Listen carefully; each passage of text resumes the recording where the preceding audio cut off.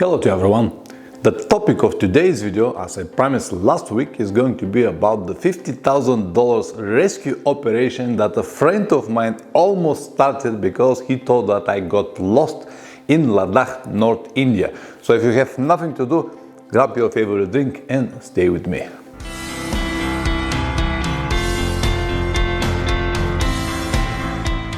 Welcome back, straight to the point. What is this $50,000 rescue operation? Hello? Yes, that's me. What can I do for you? Ah, so you don't have any favorite drink, right? Do not even worry about it. I can give you my permission to watch the videos without any drinks. All right. Bye-bye. See you on the road. Bye. I'm sorry guys, but this is my new direct line for the channel members. What I need to do is just to paint it in red. Nah, I'm joking. You can always become a channel member, but it's not necessary. Let me continue with this story. I would like to start this video with two very interesting phrases. The first is that the experience comes from the mistakes that we have made in the past because we don't have any experience. And the second is that everybody believes that they are right until they are not. Sounds very confusing, isn't it? Don't worry, both will make sense later in this video. In the following few minutes, I'm gonna tell you a story that was born from too much confidence and underestimating the danger from my side, and also too many precautions taken from my friend's side. Eventually, it all finished in good way, and we got a lot of laugh and drinks. But because it's a very interesting story and it might help someone in similar situation, I believe that it won't hurt if you listen it. So let's finally begin. In 2018, man, it is 4 years ago. The time is really flying. Anyway, in 2018, I was in India.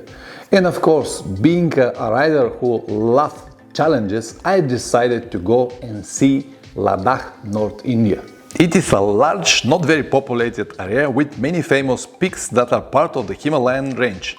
It is a popular destination for every Indian rider, and in the last few years many international travelers visit it as well. The highest motorable road on the world, Kardunla, 5,600 meters, is also located there. Actually, a few days ago, a friend of mine from India told me about another pass, Umlinkla, which is now considered the highest motorable road on the planet, with 200 or 300 meters more elevation than Kardunla. So I might go there and check it out.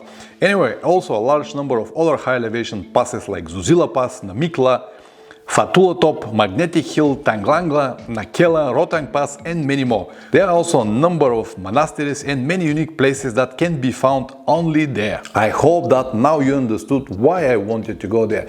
Anyway, usually this type of trips requires a serious preparation. Bike, luggage, gear, all of this was easy for me because I traveled for many years, but logistic and local advice was what I was missing. So, of course, being a lucky man, I found the best person that could be found to help me on this journey. His name was Anurag Kakar. He is a popular Indian rider, an excellent host, a great cook, and also a great photographer. His nickname is the Tiger Man because of the famous picture with 5 tigers on it.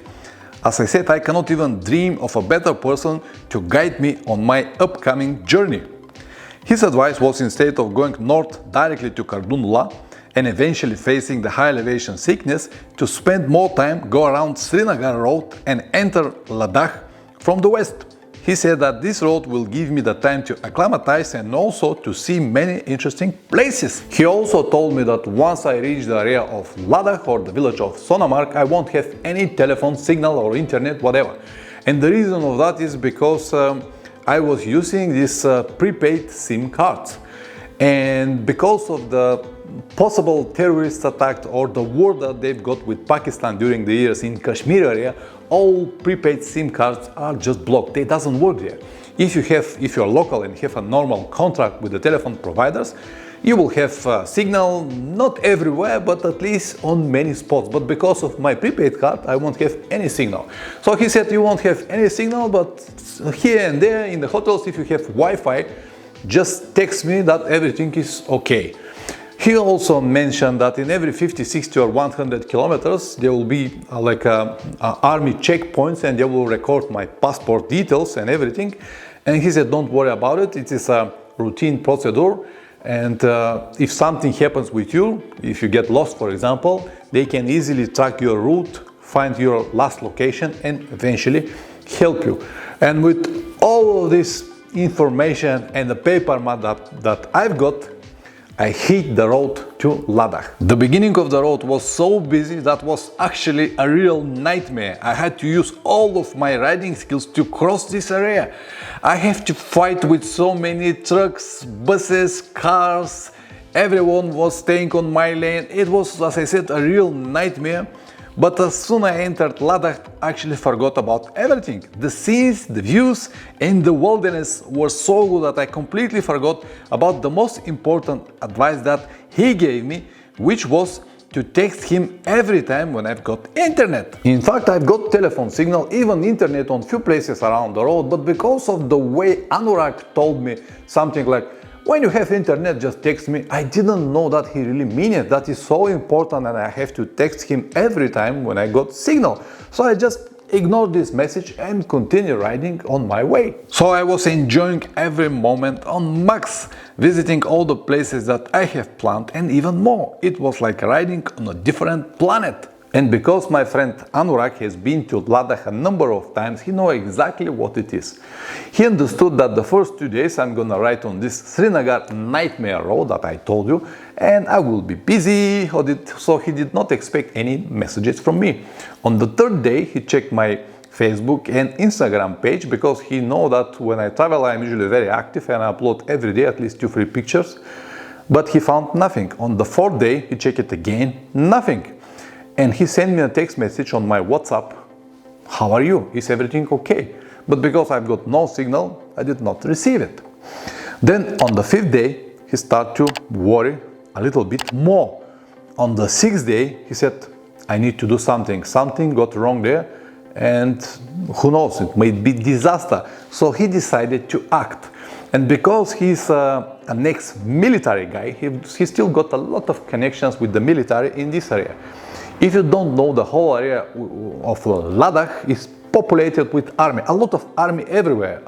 Almost every village is an army base because of the confrontation, the problems that they've got with Pakistan in this Kashmir area. So the army is everywhere. He got the telephone of one of his friends, a general in this area, and he immediately rang him. And here the funny part starts.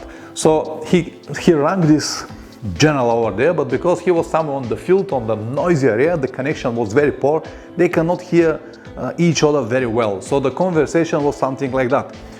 Hello, how are you doing? Are you okay? Yeah, Anurag, I'm okay. What can I do for you?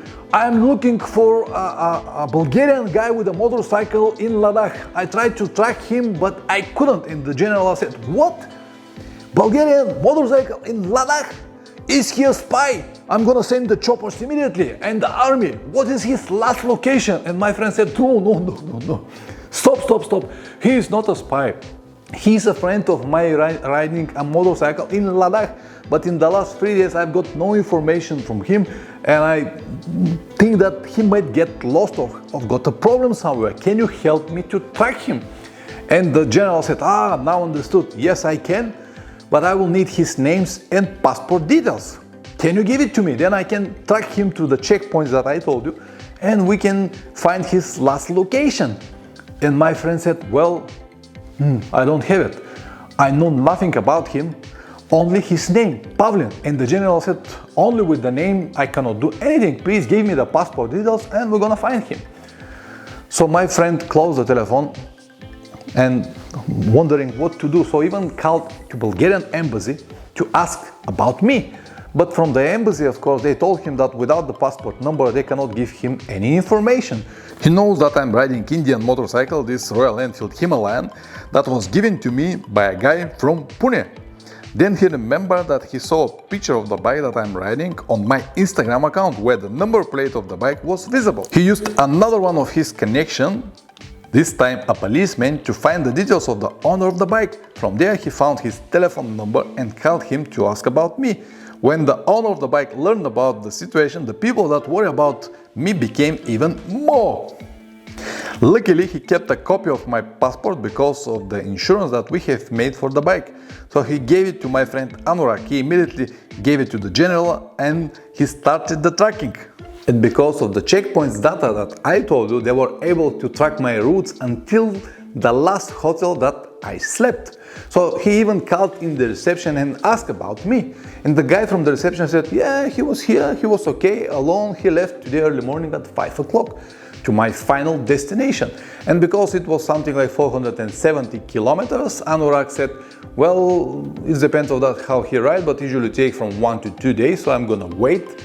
And when he finally reached the town of Keelung, he got this telephone signal and he will probably call me. It was like a moment relief for him after all of these days of searching and worry about me. During this so-called tracking operation, I was riding around and did not even have a clue that they worried about me. Because it was so interesting and I had the time, I was going very slowly, stopping in every possible corner or monastery, filming, taking pictures and so on. The plan was to reach Keelung for 2 days, but as you know, the plans never go exactly as we want. On the way, I had a flat tire. I tried to fix it, but I couldn't, so finally I needed to ride with a flat tire for more than 60 kilometers before I found help. The village that I was looking for, with the idea to fix the tire, was preparing for evacuation because of bad weather. The winter was coming, so I finished on the back of the truck for the next 6 hours. Actually, this itself is another story that I mentioned in a few videos, but I might make another video with more details. So finally I reached the town of Keelung just to realize that they don't have any electricity for 2 days. When I unloaded the bike in Keelung, I checked my telephone. I saw that I've got a very weak signal, telephone signal, not internet. So I immediately texted home saying that I'm okay. And after that, the signal got lost. And then a British lady, also with motorcycle, saw me that what I do, and she said, do you have signal? I said, yeah, I've got signal for a while. And she said, can I use your telephone to send a text at home that I'm alright? I said, yeah, sure.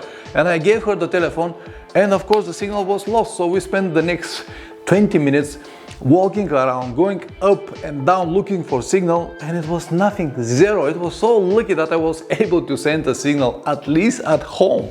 But after that, it was lost. As I told you, all of this slowed me down, maybe with one more extra day. And at that moment, my friend Anurag said, okay, I have to do something. 2 days are gone, another one is gone, no information from him. He did not reach Keelung, no information, no telephone signal. I need to act. So he rang the general once again and said, listen, 3 days are gone, he is not there, there is a problem, I don't know what it is, but can we start this rescue operation? And the general said, yes, we can do it, but I cannot make it without permission from Bulgarian embassy. If they let me, I will. So my friend need to call again into the embassy, explain them the situation. Now he got the passport number and everything, and he said what they discussed with the army, and from the embassy they said, okay, we can start this procedure, but first we need to call Bulgaria to inform our government in Bulgaria. We need to contact his relatives, his family, and then we can give this permission, but you have to know that it's not going to be cheap. It will cost at least $50,000 operation. There will be 2 choppers, a lot of people, and the sad side or the bad news is that we don't cover all of this cost. So you have to cover by your own. And then my friend said, okay. He was put in this not very comfortable situation from one side to do nothing and believing that everything is going to be all right and I will come back safe in one piece, or from another, if something happens and he did not react, it will be very bad. So he decided, okay, enough is enough. I'm gonna give him 24 more hours, let's say Thursday, 5 o'clock in the evening, and if I have no information from him, I will start this rescue procedure.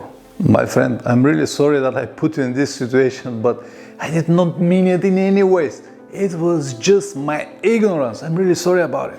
During that time, I was fighting the weather conditions on Rotang Pass to be able to cross the mountain before the real winter comes. Even the local riders refused to do it, but being a hard Bulgarian head that usually listen no one, I did it. This is also maybe a good topic for another video, but anyway, I was able to cross the pass and finally reach the town of Manali. I was there around 4 o'clock, 1 hour before the deadline that Anurag set. In Manali, of course, my WhatsApp started working because I got internet and I received a lot of messages. Are you okay? Are you okay? Please respond. Where are you? Please, please, please, are you okay? Where are you? And many more like this. And I said, this is weird. And I got a hotel, took a shower, took me more 30-40 minutes, almost like 4:30, something like that. And finally, I sent a message on WhatsApp, I am alive in Manali, and even put a smiley emoji on it. And my friend Anurag immediately called me back and said, are you okay? I said, yeah, why? No, is everything alright with you, with the bike? I said, yeah, everything is alright. Why are you asking? He said, no, nothing, just write carefully, I will meet you in Delhi. I said, no, this was weird, but okay. So I closed the telephone. After 2 days, I was in Delhi.